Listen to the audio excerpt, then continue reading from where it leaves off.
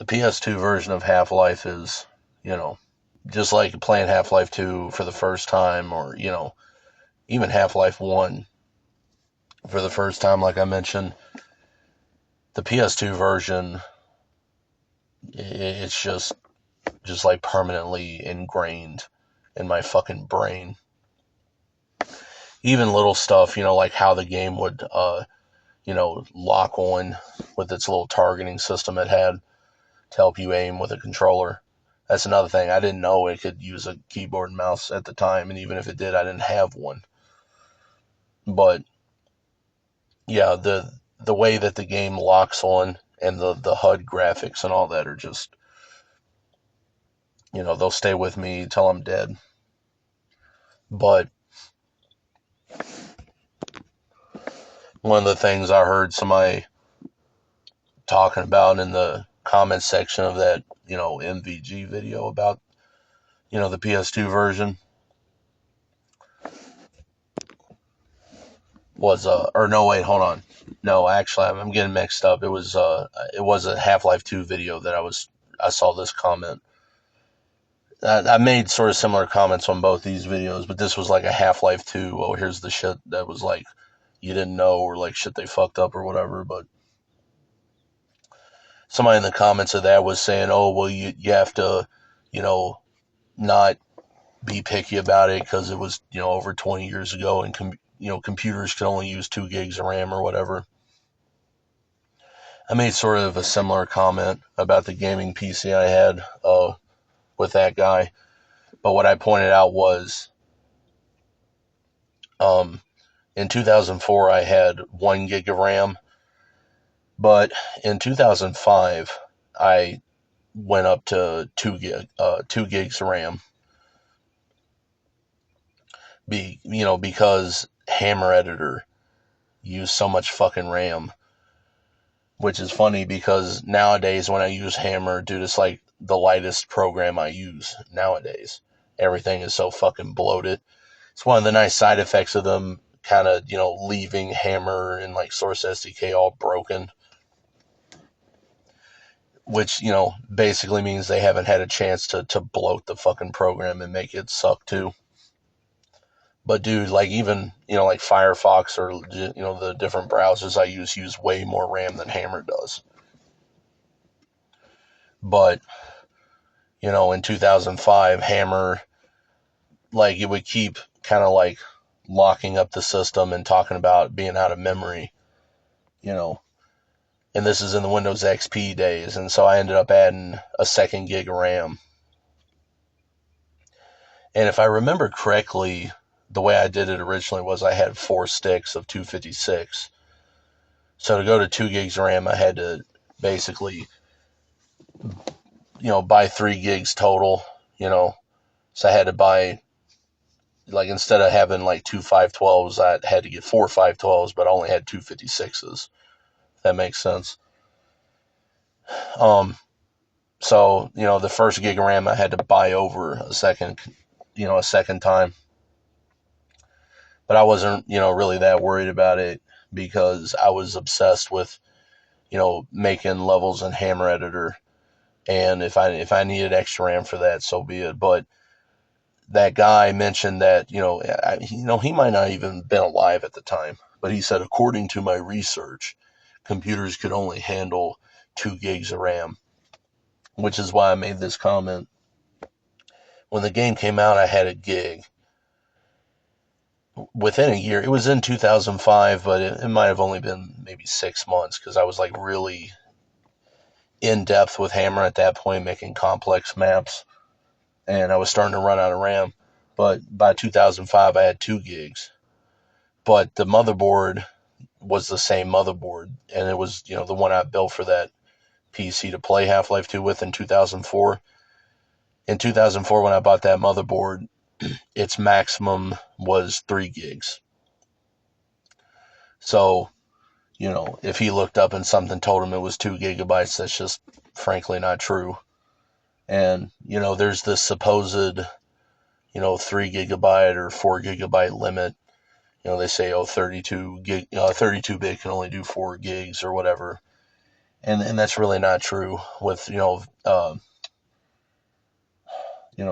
physical address extension or whatever they call it. You can, with 32 bits, account for more than that. And there's essentially no limit. It just depends on how many pages you have. But the main limitation of the kind of like 3 GB ceiling of the time was really just down to the hardware and the way the software was written. So like for an example, on Windows 7, even though it could absolutely support more than that, the 32-bit versions would only support up to 4 gigs total. And what was weird is a lot of stuff would also, like that was like 3 gigs or so maximum, but that would include your video memory. So you had to account for that. That's actually why I didn't go to 3 gigs, because what I had read at the time was, well, but that's 3 gigs maximum in the system, and whatever you have of video memory is counts as against that or whatever. So I was like, all right, I'll just do 2 gigs. But it's not anything innate to 32-bit CPUs. And the motherboard I told him I had, it is a 64-bit CPU, the Athlon 64. But that doesn't really make a difference, because you're running a 32-bit OS. Or at least I was at the time. There were 64-bit versions of Windows XP. Actually, I think it was used as a basis to advertise. There was like a 64-bit version of Far Cry. And I think they used those to advertise the Athlon FX2 or I don't know, whatever the fuck it was. But, that was my first PC, the gaming PC. And then I actually had a secondary one. And it was an Athlon XP 3200 plus. And that was the socket 462. Or they call it socket A as well. And I don't remember, I don't remember the motherboard name for that one. But I'm pretty sure I had a 9600. It's a 9600 or 9600 Pro or something like that. But yeah, it was the sort of a mid-tier build. That Athlon 64 with a gig of RAM and 9600 XT was actually pretty reasonably high end at the time. But that was another thing. The hard drive I put in that thing was 250 gigabytes, which was basically the biggest drive you could get at the time.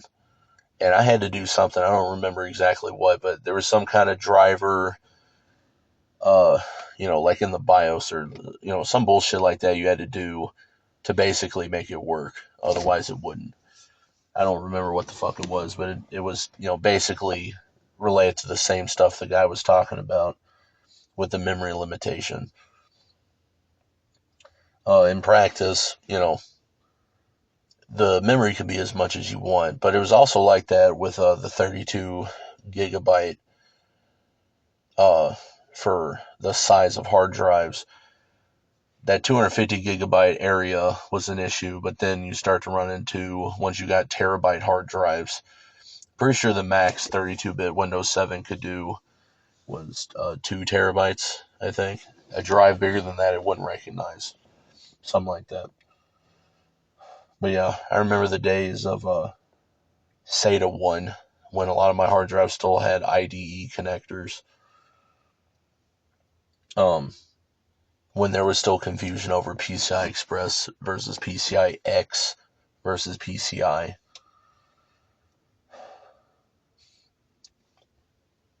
I just thought that stuff was, just, the best thing in the world or whatever. And, 14, 15 years old, I was getting paid to work on computers because I knew so much about them. But yeah, you really don't get to have anything anymore, right? Like even the BIOS, right? They got to take that away. UEFI now, bullshit like that.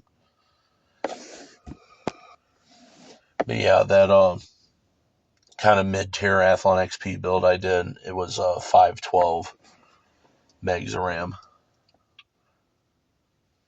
Pretty sure. I don't think I ever upgraded it. But yeah, I had a pretty good hard drive on that first PC, the Athlon 64, with a gig of RAM, the 128 meg 9600 XT. Had a 250 gig hard drive in that, and I had a 500 gig hard drive basically when they were brand new. And yeah, dude, nowadays I have SD cards that are 2 terabytes, and it's just nuts to think how much the technology has changed. It would just be nice if it only ever changed for the better, right?